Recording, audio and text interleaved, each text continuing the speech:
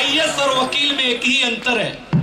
IAS से पूछो कि एक ओवर में कितनी गेंद होती है, तो कहता है 6, और वकील से पूछो तो कहता है कि गेंद तो एक ही होती है, 6 बार फेंकी जाती है।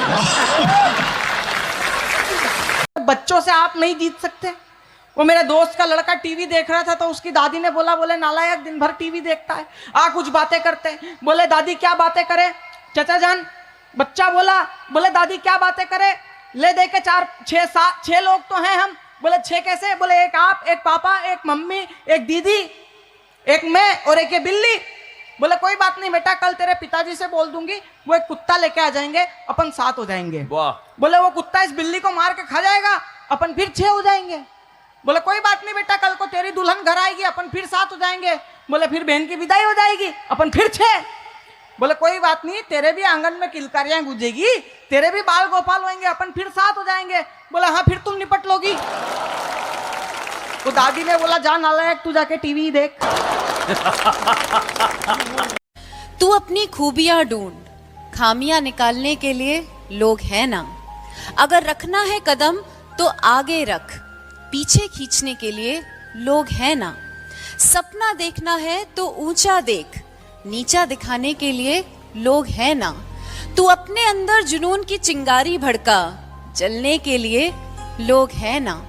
प्यार करना है तो खुद से कर, नफरत करने के लिए लोग हैं ना।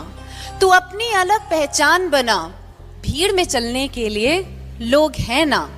तू कुछ करके दिखा दुनिया को, तू कुछ करके दिखा दुनिया को, तालियां बजाने के लिए लोग हैं ना। तो हमारे पिताजी हमें स्कूल में जमा कराने ले गए। जमा कराने, पहले जमा ही होते थे। बगीचे में हमारा स्कूल होता था, ऐसे मास्टर जी बैठे हुए, ऐसे हम खड़े, ऐसे हमारे पिताजी खड़े।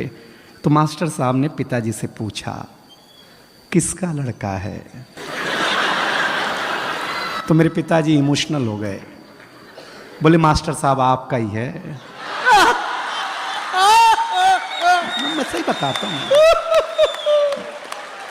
अब हम टेंशन में, जिसको हम 5 साल से बाप समझ रहे हैं वो तो अपना है नहीं। अभी एक नई पार्टी आई है बिहार में, जन सुराज। आते ही आदमी ने बोला, प्रशांत किशोर ने, आते आधे घंटे में शराब ओपन कर देंगे, खुल जाएगी। बोला कि नहीं बोला? मैंने कहा बिल्कुल, प्रशांत किशोर ही शराब खोल सकते हैं क्योंकि उनका नाम ही पीके है।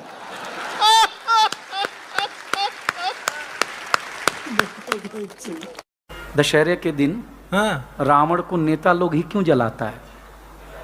बोले जिसके खानदान का मरेगा वही न जलाएगा। पैजामे और जींस का अंतर खुजली के समय पता चलता है। जब खुजली होती है ना, तब लगता काश पैजामा पहना होता, तो ये खुजली कंट्रोल में आ जाती भाई साहब। कुछ पत्नियों को शॉपिंग के अलावा कुछ दिखाई नहीं देता। एक पति सवेरे सवेरे फांसी लगा रहा था तो पत्नी ने कहा ये क्या कर रहे हैं जी? पति बोला मैं तुम्हारे रोज नए कपड़े दिलवाने की फरमाइशों को सुनकर तंग आ चुका हूं, इसलिए अब फांसी लगाने जा रहा हूं। ये सुनते ही पत्नी दहाड़े मार मार कर रोने लगी। पत्नी ने कहा कि जाते जाते कम से कम एक सफेद सूट तो दिलवा दो, वरना 13वीं को क्या पहनूंगी।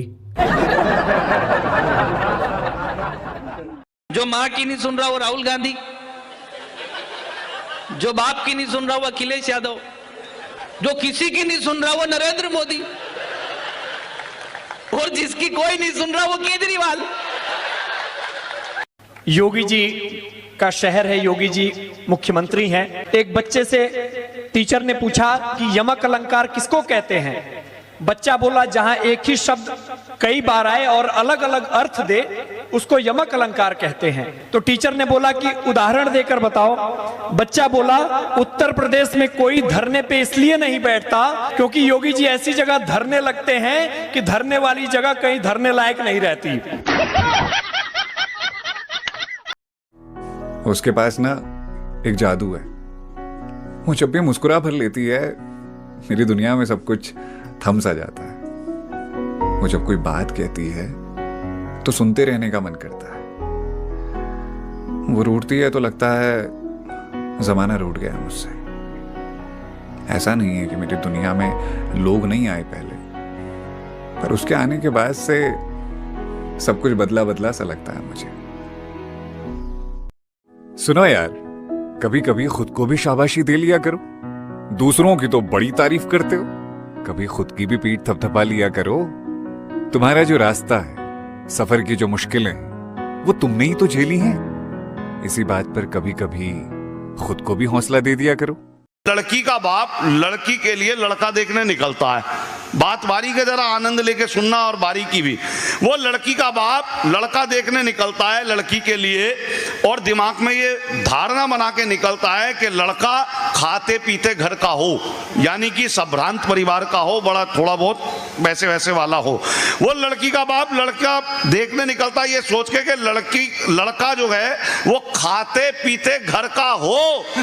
और जब वो लड़का मिल जाता है तो उसे साइड में बुला के पूछता, तू पीता खाता तो नहीं? तो अपन तो अपने विचारों पे ही अडिग नहीं है।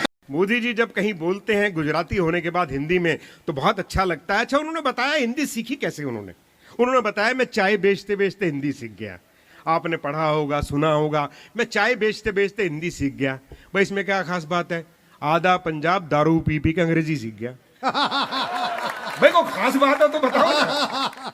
अब वो 2014 में जब पहली बार भारतीय जनता पार्टी की सरकार बनी तो कार्यकर्ताओं ने नमो टी स्टॉल करके फ्री में लोगों को चाय पिलाई। आइए चाय पीजिए। मोदी जी कभी चाय बेचा करते थे, आइए उनके सम्मान में चाय पीजिए। तो एक शराबी पड़ा हुआ था परले किनारे पे, वो बोला ये मोदी जी अगर 7-8 दिन किसी शराब के ठेके पे भी काम कर लेते तो इनका क्या बिगड़ जाना था। देखिए, हर आदमी अपने अपने फायदे की सोचता है। मैंने हमेशा से चाहा है कि तुम बस सामने बैठे मुझे दिखते रहो, गुस्सा करो, नाराज रहो या मुस्कुराते रहो, पर नजरों से दूर ना रहो। मुझे तुम्हारी आदत है, तुम्हारे होने की आदत है, तुम्हारे हंसने रोने चिल्लाने की आदत है। मुझे क्या, मेरे पूरे संसार को तुम्हारी आदत है। अब तुम ही कहो, तुम्हारा जाना मैं कैसे बर्दाश्त कर सकता हूं। एक बुढ़िया का बेटा विदेश चला गया, विधवा बुढ़िया का बेटा, नौकरी करने के लिए। उन दिनों टेलीफोन थे नहीं। 1-2 साल तो बुढ़िया ने बेचारी ने काम चलाया। जब सब पैसा खत्म हो गया तो भीख मांगने लगी। 2-4 साल भीख मांगती रही। किसी ने कहा बुढ़िया से, अम्मा तेरा लड़का इतना नालायक निकला, गया नौकरी करने के लिए तो तेरी तरफ देखा भी नहीं। नहीं भैया ऐसा नहीं है, चिट्ठी भेज देता है। बोले पैसे नहीं भेजता? बोले ना चिट्ठी भेजा, कुछ रंगीन से कागज भेज दे, मैं तो उन्हें सजा के रख लूं कि बच्चे ने रखी है। बोले क्या कागज है? अंदर गए, जाके देखा तो ड्राफ्ट लटके हुए थे 10-10 हजार रुपए के। भीख मांग रही थी, लेकिन ड्राफ्ट होता है ये पता ही नहीं था कि इसी से धन निकलता है। इस देश के सनातनियों, तुम्हारे घर में करोड़ों के ड्राफ्ट रखे हुए हैं धर्म ग्रंथों के रूप में, और तुम भीख मांग रहे हो।